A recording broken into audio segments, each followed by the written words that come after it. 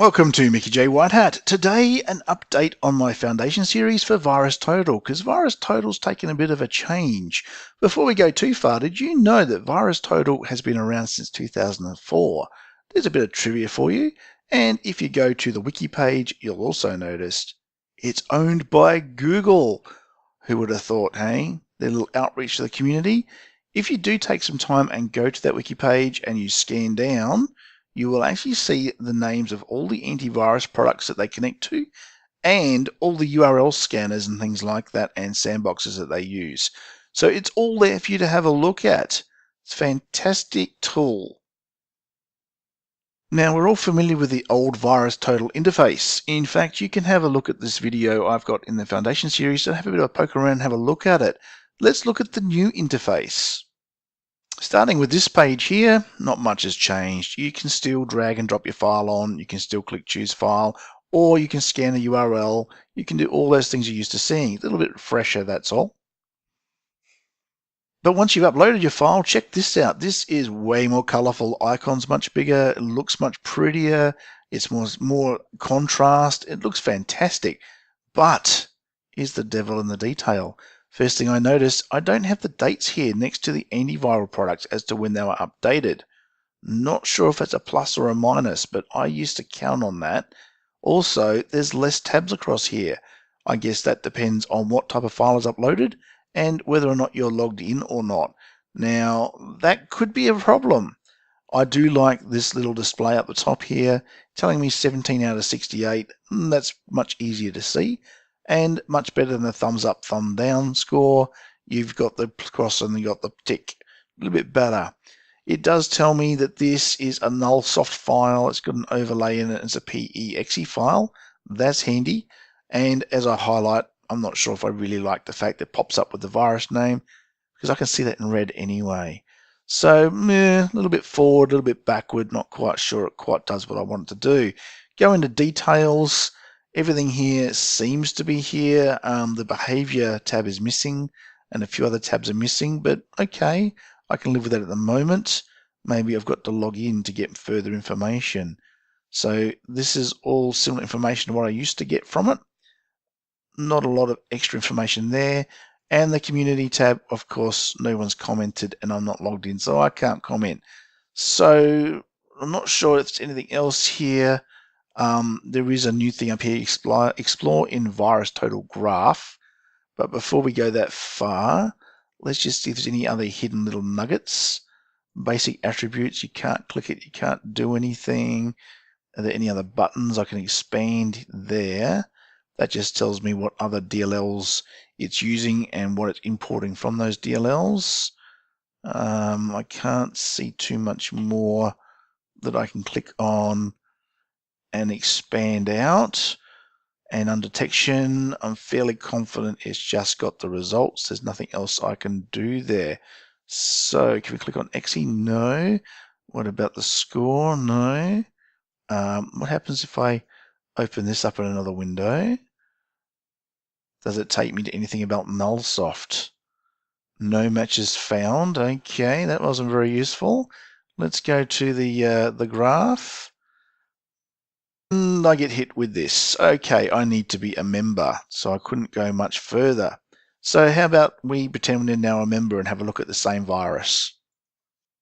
Okay, so I'm now logged on as myself. I can tell that because I've got my little logo up here. I'm now going to click on the Virustotal graph. And now that I'm a member, let's see what we get.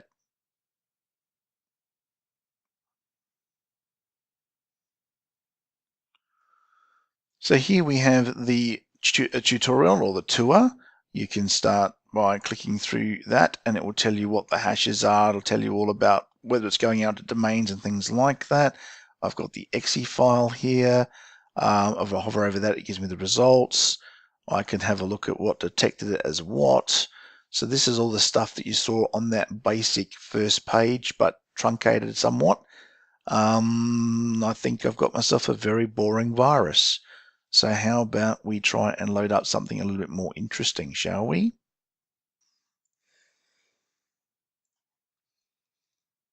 I'm now loading up something that arrived in an email. I'm going through and oh my goodness, look at that, 56 hit ratio. It's definitely a virus.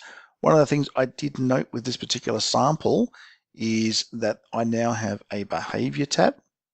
So it looks like maybe these tabs are relative to what you've loaded up. I can see what files were opened, what was written. I can see the registry keys, permissions requested. I can see a whole bunch of stuff, which is absolutely excellent. The other thing that I noticed is when you go into the graphing tool is you can actually save out the graphs, which is really cool. So you got the ability to record what you're working on. So here's the save icon. You can put it also into, you can download a node list, you can put it into the cloud, you can save it online, you can do a bunch of stuff with it. So this graphing tool is actually pretty cool. One of the things I am disappointed with, though, at this point, this virus doesn't appear to make any URL calls to DNS or anything like that. So there's nothing else in this graph. There's this virus and nothing attached to it. So we need to find something that makes some calls out to the web. Other thing I think is cool is this little pop down up here. You can flick between Virustotal, the API, and the graphing tool. So now we're going to select something a little bit more exciting. Let's choose this one here. Looks like an Adobe file. No, it's not. You'd be wrong. It's definitely a virus. It's got a relations tab. So there we go. We got a one domain contacted, and there's your domain name there. You got behavior. So it looks like the tabs are relative to what you opened. If we're going into the graphing feature, from here, what do we see? That's a little bit more exciting. Let's drag things out a little bit. So it's assumed that was supposed to stay out there, but anyway. So it looks like it's making a connection to this domain. So this is how the graphing feature is supposed to work. So you give it a name. I might call this Adobe Fake or something like that. I can save my graph, and of course I can share this with others as well. So that's a cool little feature there. And then if you really get hard up for what to do, down the bottom here, click on the little, I don't know what you would call that, little monster, and then you go through this tutorial telling you how to use it with the hashes that it came. It's got a bit of example hash there. It goes through a quick summary, shift click, okay. So that's actually telling me how to drag and drop and do things with the graph, which I probably should have spent a bit more time going through before I created this video. However, this gives you just a very quick overview of what they've changed and how they've changed it, and why when you go to it, it looks a little bit different to how it used to look. So I hope you can get out of here what you used to be able to get, and I hope it's easier to use and more useful to you. So there you go, Virustotal, let's call it, I don't know, version 3. Version 1 was the original guys, version 2 was the Google guys, and now this is version 2 for the Google guys. So version 3 I'm going to call it. This is the new version of Virustotal. This episode of Mickey J. Whitehat brought to you by the Virus Doctor. Be sure to go and check him out. Ken Dwight, Master of Mystery here, unravels the mysteries. He brings to light all the ways you can conquer malware. He takes you through some easy steps.